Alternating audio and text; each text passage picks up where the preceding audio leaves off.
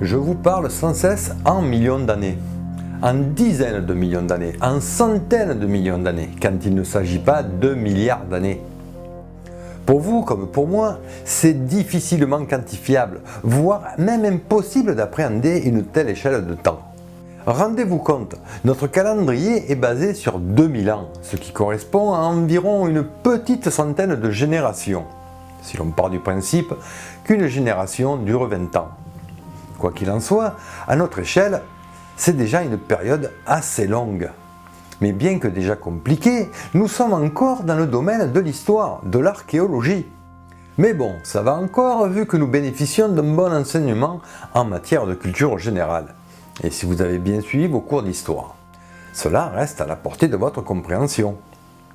Mais il suffit de multiplier ce chiffre par 100 par exemple, ça nous donne 10 000 générations. Et là, autant dire que ça n'est terminé pour la compréhension. Cependant, soyez rassurés, c'est tout à fait normal. Car en gros, 200 000 ans, c'est l'aube d'Homo sapiens, notre espèce. Aussi, j'aime autant vous dire que bien que déjà incommensurable pour le commun des mortels, ce chiffre est pour ainsi dire nada, nothing, que dalle en termes de géologie ou de paléontologie. Pour les scientifiques, paléontologues ou autres géologues, l'unité de mesure c'est le million d'années, 5 fois 200 000 ans, et encore. Bonjour à toutes et à tous, dans cet épisode je vais essayer, tenter, m'efforcer de nous faire prendre conscience de la durée de la vie sur Terre. Je compte sur vous pour me faire savoir dans les commentaires si ce petit exercice s'avère positif. Allez!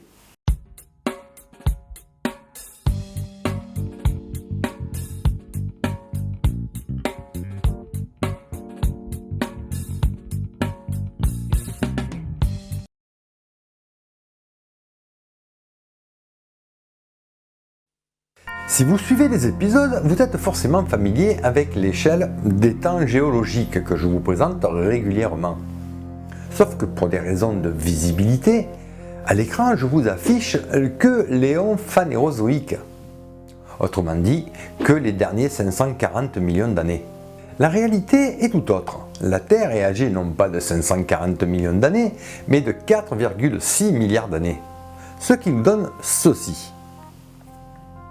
Voilà, maintenant vous comprenez la raison pour laquelle je ne l'affiche pas entièrement.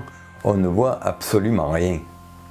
Et par ailleurs, 540 millions d'années, c'est ce qui correspond à l'émergence des organismes à coquilles et à squelettes, donc de la fossilisation en masse. Bref, pour faire simple, on va dire que tout a commencé ici, lors de la fameuse explosion cambrienne. Je vois d'ici ceux qui sont en train de se rebeller au fond là-bas. Et la faune des Diacara.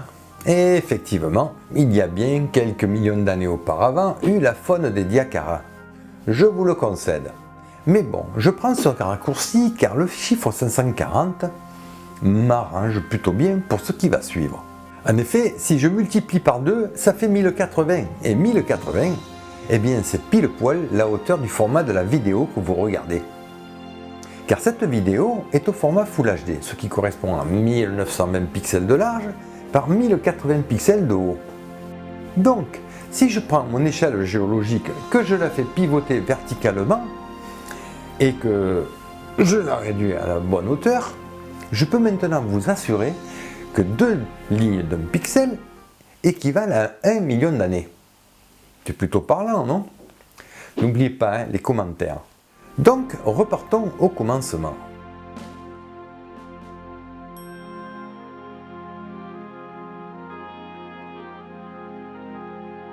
C'est le début de l'ère paléozoïque. Elle débute avec la période du Cambrien. Nous sommes à la ligne 1080, il y a environ 540 millions d'années. La Terre est alors une planète océan parsemée de quelques immenses continents formant un méga archipel perdu dans l'immense océan Pantalassa. Des supercontinents totalement désertiques battus par les vents. Toutefois, au cœur de l'archipel, dans les hauts fonds de l'océan Iapetus, la vie animale connaît un essor sans précédent. C'est l'explosion cambrienne. Les fonds marins pullulent d'animaux, des animaux tout aussi étranges les uns que les autres. Mais certains d'entre eux laissent déjà entrevoir les morphologies qui nous semble familière. Quelques millions d'années passent, nous entrons à l'Ordovicien, la période qui va connaître la première des grandes extinctions. Une extinction qui, estime-t-on, emportera 70% des espèces. Nous voilà donc à la ligne 970, c'était environ 485 millions d'années.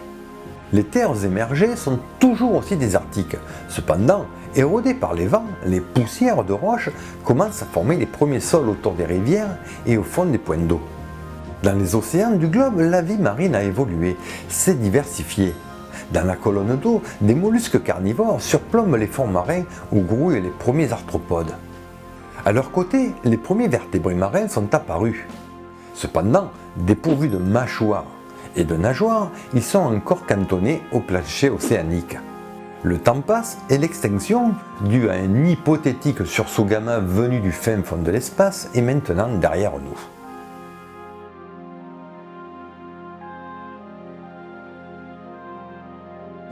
Avançons, nous sommes maintenant à la ligne 888, il y a à peu près 440 millions d'années. Nous entrons dans une nouvelle période, le Silurien, une période somme toute assez courte, juste une vingtaine de petits millions d'années. Toutefois, c'est durant cette courte période que les continents du Nord se rapprochent peu à peu les uns des autres. Bientôt, ils ne formeront qu'un seul supercontinent, la Laurussia. Sur le littoral, les premières mousses et autres végétaux terrestres colonisent les berges, et les arthropodes, insectes, arachnides et myriapodes, ne tardent pas à suivre. Non loin de là, dans les hauts fonds de l'océan Iapetus, la faune marine a continué son évolution. Les coraux se multiplient, certains arthropodes marins sont devenus gigantesques et les premiers poissons pélagiques nagent désormais grâce à des nageoires pectorales nouvellement acquises. Et certains sont même munis de mâchoires. Faisons un pas en avant, nous voici à la ligne 840, il y a environ 420 millions d'années. L'âge des premiers explorateurs, le Dévonien. Vu du ciel, sur la planète bleue, on peut voir deux immenses supercontinents qui doucement mais sûrement, tous en se rapprochant l'un de l'autre, migrent vers le nord du globe. Le climat est chaud et humide. Il n'y a pas de glace au pôle. C'est un climat propice aux végétaux. Et durant le Dévonien, ces derniers connaissent une extension formidable. Pour la première fois de l'histoire, les terres émergées sont vertes de végétation. Dans les mers, les récifs coralliens qui s'étendent alors sur des millions de mètres carrés sont de véritables écosystèmes. Et la biodiversité s'épanouit. On peut noter par exemple l'apparition des ammonoïdes, ancêtres des ammonites. Chez les vertébrés marins, les poissons, c'est l'hégémonie des célèbres poissons cuirassés, les placodermes. Mais c'est surtout une époque charnière, car outre l'apparition récente des requins primitifs, les chondrichthyens, c'est l'époque où ils se diversifient. Apparaissent alors les poissons à nageoires rayonnées. Autrement dit, les poissons que nous connaissons, les poissons que nous pêchons et que nous mangeons, les poissons à arêtes, et qui constituent encore aujourd'hui 50% des espèces de vertébrés de la planète. Et surtout, apparaissent les poissons à nageoires charnues, les sarcoptérygiens. Poissons qui, outre les branchies, possèdent désormais des poumons. Vous voyez où je veux en venir ? Effectivement, c'est cela qui va leur permettre au fil de leur évolution de respirer hors de l'eau et d'aller explorer de temps à autre, la terre ferme. Terre ferme où les insectes prolifèrent, une sacrée manne de nourriture. Mais, car il y a un mais, voilà que 80 millions d'années ont passé sans crise majeure. Alors, à l'image d'un bon film catastrophe, voilà que s'abat sur la planète la deuxième extinction de masse. Sans entrer dans le détail, cette fois-ci, il s'agirait de la catastrophe, soit d'origine volcanique, et se soit étalée sur plusieurs millions d'années. Quoi qu'il en soit, on estime que cette extinction a emporté entre 50 et 70% des espèces marines et terrestres confondues. Ce qui nous amène au Carbonifère, l'ère des insectes. Nous voilà donc à la ligne 720, il y a environ 360 millions d'années. Nous y voilà, les supercontinents ont fusionné et ne font plus qu'un. le fameux continent Pangée. Petite pensée pour Alfred. Durant cette période, les végétaux couvrant la majorité des terres émergées ont produit beaucoup d'oxygène. Le taux est tel que les insectes sont devenus véritablement géants. Et certains sont des prédateurs chassant les descendants des premiers sarcoptérygiens terrestres cités plus tôt. En effet, les poissons à nageoires charnues qui s'étaient aventurés autrefois hors de l'eau sont devenus avec le temps des tétrapodes, dont les amphibiens qui, bien qu'en partie terrestres, restent dépendants de l'eau pour procréer et pondre leurs œufs. Néanmoins, au cours du Carbonifère, certains animaux amphibiens vont s'affranchir définitivement de l'élément liquide, devenir totalement terrestres, car désormais, leurs œufs possèdent une coquille protégeant leur progéniture des éléments extérieurs. Ils sont devenus des amniotes. Les amniotes, qui grâce à cette nouvelle compétence, vont rapidement se répandre sur le continent et connaître une grande diversification. Pendant ce temps, dans les mers, la biodiversité continue son évolution et les protagonistes de la chaîne alimentaire ont changé. Les poissons cuirassés se sont éteints. Les rois des mers sont maintenant les poissons cartilagineux, les chondrichthyens, ancêtres de nos requins, et qui se nourrissent de poissons. Et ils sont nombreux les poissons, car durant cette période, la diversité des poissons à nageoires rayonnées s'accroît grandement. De nouveau, faisons un pas en avant. Nous voici au Permien, à la ligne 600, ce qui correspond à environ 300 millions d'années. Le Permien, une période bien connue par l'ampleur de cette catastrophe sans pareil qui marquera sa fin. Géologiquement parlant, le supercontinent Pangée est toujours en cours de transformation. Et au cœur du jeune continent, un nouvel océan voit le jour, l'océan Thétis. Si cela vous intéresse, je vous propose cette petite série dédiée à l'océan. L'évolution suit son cours.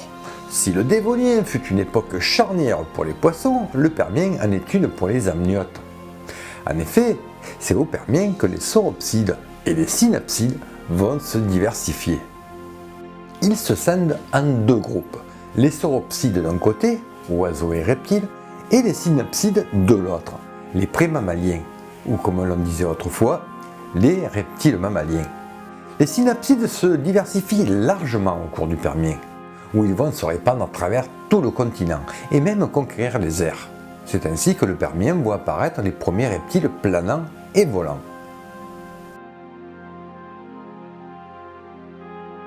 Par ailleurs, sur la terre ferme, la diversification des synapsides conduit à l'avènement des thérapsides, lointains ancêtres des mammifères.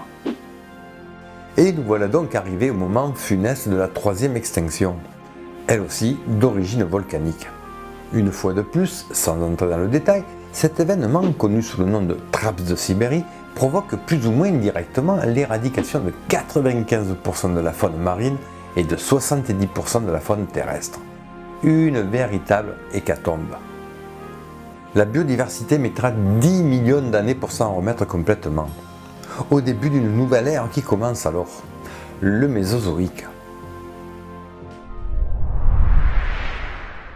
L'ère mésozoïque débute donc avec la période du Trias. La biodiversité se remet peu à peu de la dernière extinction. Bon nombre de niches écologiques sont désormais vacantes. Et la nature ayant horreur du vide, pour reprendre une phrase toute faite, cela va entraîner une nouvelle diversification des espèces rescapées. Ainsi vont apparaître les archosaures, dont font partie les ptérosaures, les dinosaures et les suchiens. Oui, les suchiens, en gros tout ce qui ressemble aux crocodiles, alligators, caïmans, etc. Sur notre échelle de 1080 pixels, à ce stade, nous sommes à la ligne 500, à environ 250 millions d'années. Vu de l'espace, la Terre présente toujours le même aspect, une belle planète bleue avec un seul et unique continent.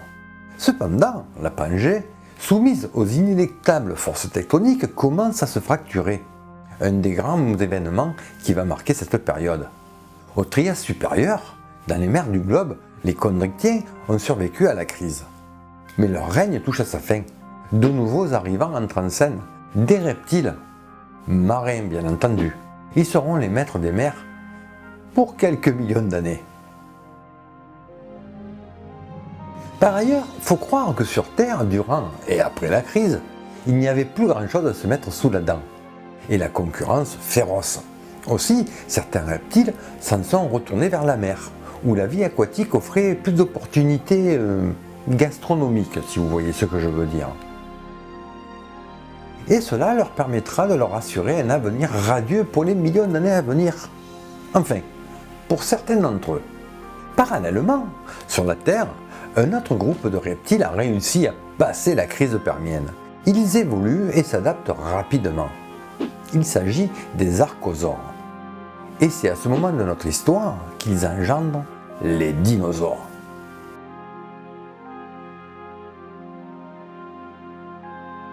Ce groupe de lézards terriblement grands, emblématique du Mésozoïque, arpentera les terres du globe pendant les quelques 160 millions d'années qui vont suivre.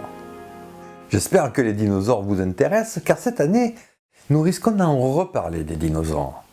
Une fois de plus, la diversification rapide des genres, des espèces, va leur permettre de se répandre à travers toutes les terres du globe. Et deux grands groupes vont en émerger, les saurischiens et les ornithischiens. Cependant, à ce moment de notre histoire, ces derniers ne sont pas encore les géants que l'on imagine. Mais cela ne saurait tarder.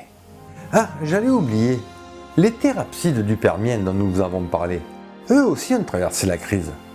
Au début du Trias, ce sont les dicynodontes qui dominent. Puis, dans un second temps, viennent les cynodontes. Et leur taille est des plus modestes, ce qui leur sera d'une aide non négligeable pour les événements qui vont suivre. Car voici arrivée la 4e extinction de masse de notre histoire.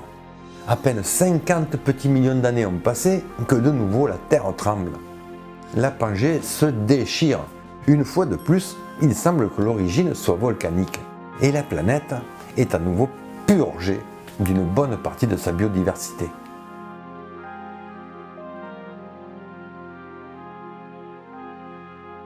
Et nous voilà au Jurassique, l'ère des géants, tout au moins au Jurassique supérieur.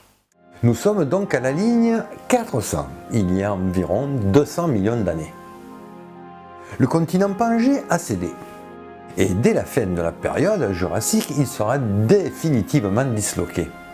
Ainsi commence le règne des dinosaures. Une fois de plus, l'histoire se répète. Niche écologique laissée vacante, diversification, expansion, bref, un éternel recommencement. Et cette fois-ci, les heureux gagnants de l'histoire sont définitivement les dinosaures.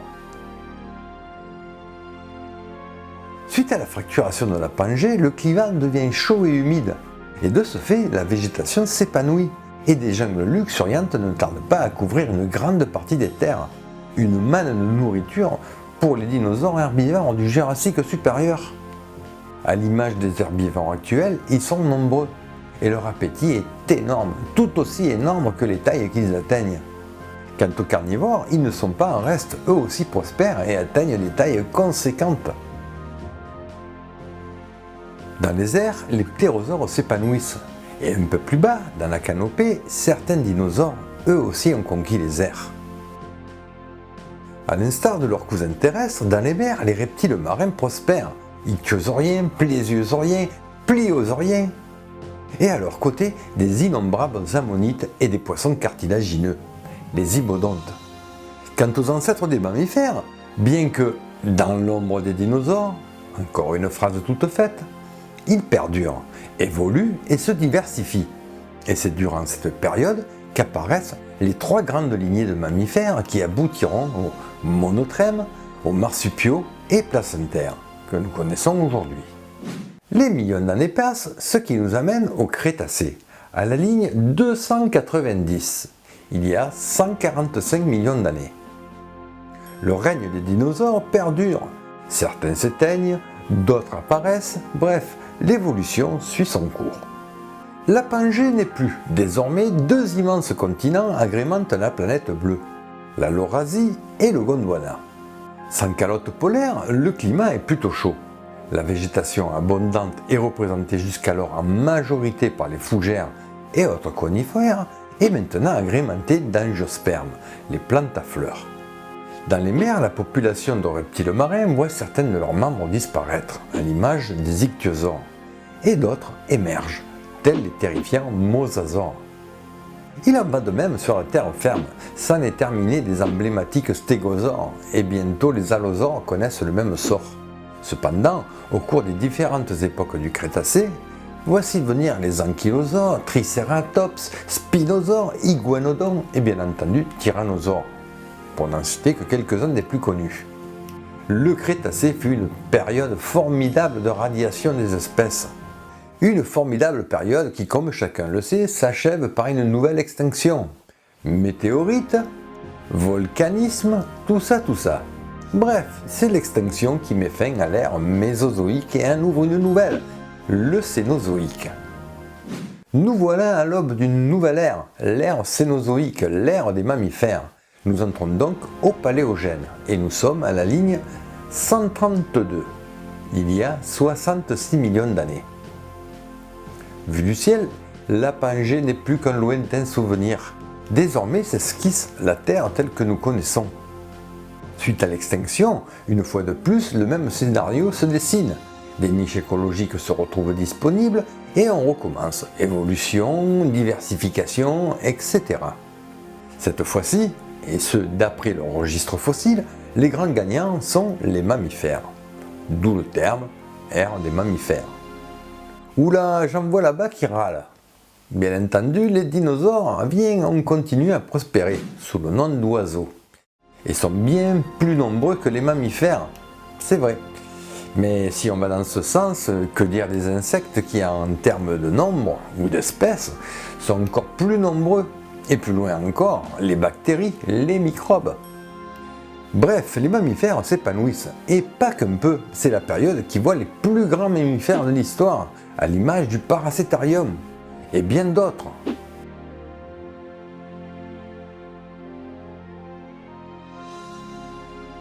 Et parmi les placentaires apparaît un nouveau groupe, les primates.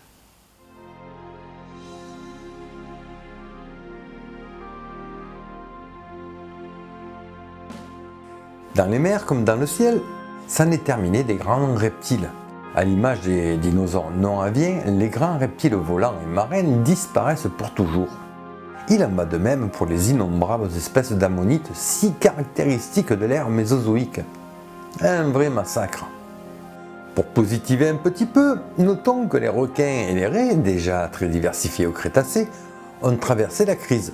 Et ils sont rapidement rejoints dans les océans par certains mammifères qui s'en retournent vers un mode de vie aquatique.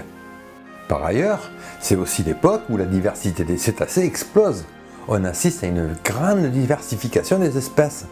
C'est notamment le moment où le groupe se divise, donnant naissance aux baleines à fanon, les mysticètes, et aux baleines pourvues de dents, les cachalots, les odontocètes. Ce qui nous amène au Néogène, à la ligne 46.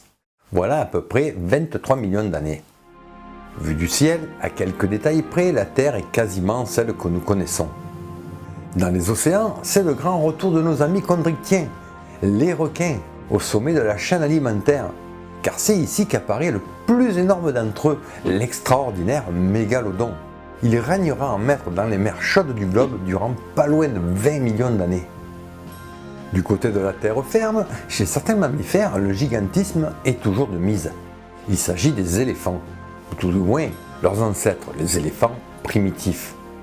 Et si vous avez vu ma série sur les proboscidiens, vous savez donc qu'eux aussi connaissent une très grande diversité au cours du Néogène. Et bien entendu, se produit un fait important pour notre espèce. C'est la période où s'effectue la séparation entre la lignée humaine et celle des chimpanzés. Ainsi, dès la fin de la période, apparaissent les premiers australopithèques. Nous voilà quasiment arrivés à la fin de notre histoire. Nous entrons dans le Quaternaire et nous sommes il y a environ 2,6 millions d'années. Du coup, j'arrondis à 2,5. Ce qui fait que nous sommes à 5 pixels du haut de notre écran. 5 pixels. Dans les mers, le mégalodon ayant disparu, on retrouve quasiment la même faune que celle d'aujourd'hui. Et sur Terre, les australopithèques ont engendré nos ancêtres, le genre Homo, qui fait ses premiers pas sur Terre. Mais pour le moment, ils sont plus proies que prédateurs. Et concernant notre espèce, Homo sapiens vieillit de 300 000 ans sous sa forme archaïque, ou 200 000 ans sous sa forme moderne, sur notre échelle, eh bien, elle représente un petit pourcentage de notre ligne de 2 pixels. Même pas un pixel. Autant dire nada, nothing, que dalle.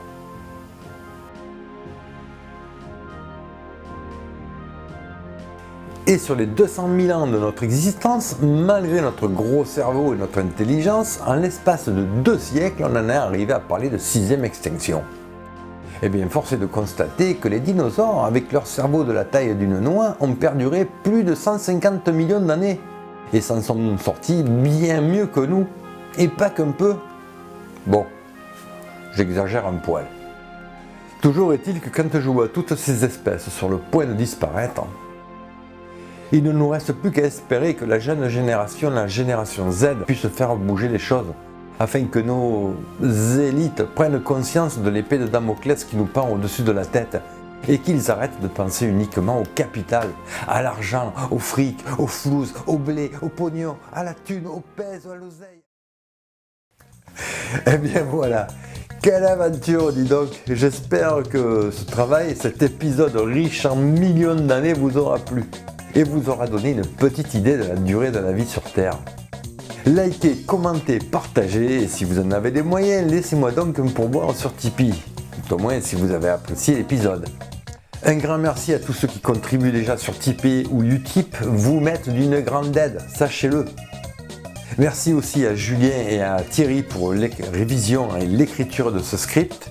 Sur ce, je vous embrasse, prenez soin de vous et à la prochaine. Bye bye.